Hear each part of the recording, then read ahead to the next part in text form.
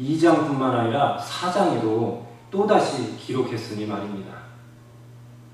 저는 많은 목회자들이 부유한 자들의 눈치를 보면서 위 본문에 나타난 사실에 엄청난 파괴력을 경감시키려고 무던히도 애를 써 온갖 방법으로 본문 말씀에 생채기를 내는 것을 보면서 심히 안타까운 마음이 들었습니다. 여러분, 당시에 그 공동체에 참여했던 사람들이 모두 의무적으로 사유재산을 포기하며 들어갔던 것은 아닙니다. 즉 필요가 있을 시에 자기 것을 내어놓았던 것이죠. 그것이 모두가 그리한 것이라면 굳이 사도행전 4장 36절로 37절에 바나바라는 특정 인물이 자신의 재산을 팔아 내놓았다는 사실을 언급할 필요는 없었을 것입니다. 여러분, 오늘 사는 우리가 이러한 초대교회 성도들의 모습을 있는 그대로 따라가기는 쉽지 않습니다. 현실적으로 여건들이 만만치 않습니다. 실제로 많은 이단들이 이러한 모습을 흉내내다 그 모임이 파탄난 경우가 허다합니다. 그러나 성도 여러분, 우리는 엄연한 사실인 이러한 초대교인들의 삶 속에 놀라운 실천이 우리에게 오늘 주는 도전을 있는 그대로 겸허하게 받아들여야 합니다. 여러분, 그들은 어떻게 그러한 결단들을 할 수 있었을까요? 그들은 도대체 어떻게 맨정신으로 자신의 피 같은 재물을 남의 필요를 위해 주저없이 내놓았을까요? 저는 그 원리를 사도들의 가르침 속에서 찾아보고자 합니다. 즉, 사도들은 당시 그들이 늘 설교에서 힘있게 증거했던 바로 예수 그리스도의 부활, 그 부활을 믿고 따르는 부활의 신앙을 초대교회 성도들에게 가르쳤던 것입니다. 여러분, 부활을 경험한 자는 세상에 무서울 것이 없습니다. 세상 사람들도 이런 말을 합니다. 세상에서 가장 두려울 게 없는 사람은 가진 것이 아무것도 없는 사람이다. 예, 맞습니다. 예수 그리스도와 함께 부활한 그 부활의 신앙을 경험한 사람은 아무것도 가진 것이 없는 사람입니다. 무엇 하나 내 소유라고 주장할 것이 없는 사람이죠. 자신을 부인해 본 사람, 자신의 기득권을 부인한 사람, 자신의 탐욕을 십자가에 못 박고 물속에 수장시키고 다시 태어난 사람. 그래서 이러한 사람들을 가리켜 세상이 감당하지 못할 사람들이라고 합니다. 바로 그리스도인들을 말합니다. 하나님은 야고보에서 말씀하십니다. 이와 같이 행함이 없는 믿음은 그 자체가 죽은 것이라. 여러분, 죽은 믿음으로는 아무것도 할 수 없습니다. 여러분의 믿음이 살아있다면 행함으로, 삶 속에서 구체적인 실천으로 증거를 드러내십시오. 여러분이 십자가의 피로 구원받은 자라면, 그 부활에 참여한 자라면 여러분의 구체적인 삶 속에서 성화의 열매를 거두십시오. 세상 속에서 실천하는 성도, 성화의 열매를 거두는 성도들이 있는 교회는 반드시 부흥하게 되어 있습니다.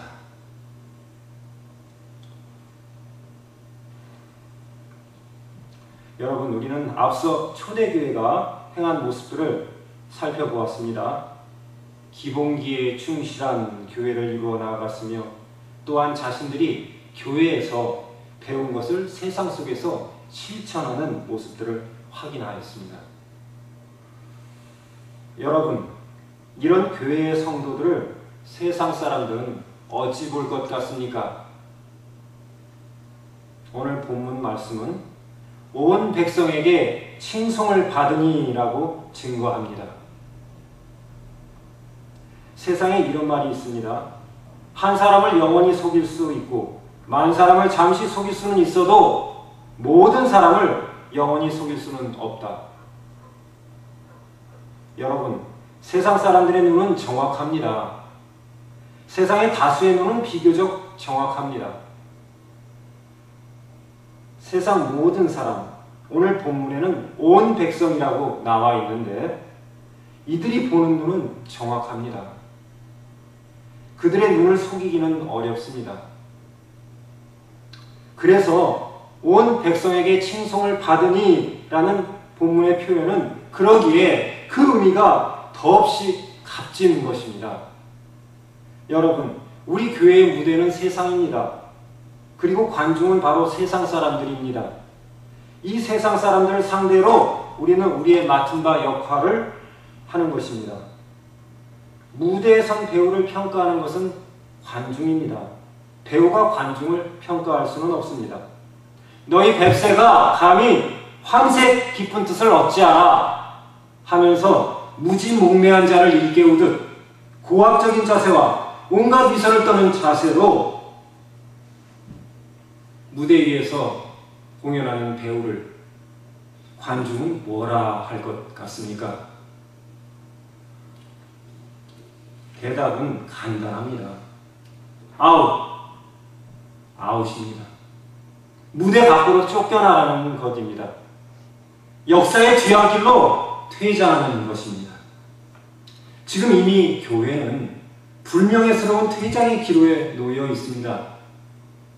여러분, 지나가는 세상 사람 붙잡고 물어보십시오. 교회에 대해 어찌 생각하는지, 특히 이민사회 교회에 대해 어찌 생각하는지. 누가복음 3장 9절에 이미 도끼가 나무 뿌리에 놓였으니 좋은 열매 맺지 아니하는 나무마다 찍혀 불에 던져지리라 라고 말씀하십니다. 여러분, 우리는 필사적으로 세상의 평판을 회복해야 합니다. 하나님께서는 우리에게 세상으로 가서 너희 교회의 조상인 초대교회가 세상에서 받은 평판을 다시금 회복하라고 말씀하십니다. 세상 사람으로부터 좋은 평판을 회복하는 교회, 세상 사람으로부터 존경받고 칭찬받는 교회가 되어야 합니다. 오늘 본문의 이러한 교회에게 주님께서는 어찌 하셨습니까? 본문은 증거합니다. 주께서 구원받은 사람을 날마다 더하게 하시니라. 세상에서 인정받은 교회는 부흥합니다. 그것도 본문 말씀을 보니 요사이 횡행하는 수평이동이 아니라 바로 구원받은 사람들, 소위 새신자들로 부흥케 하십니다. 여러분, 이제 말씀을 마무리합니다. 성도 여러분, 교회는 부흥되어야 합니다. 마치 건강한 나무가 줄기가 자라고 가지가 늘어 열매가 맺히듯 교회도 성장해야 합니다.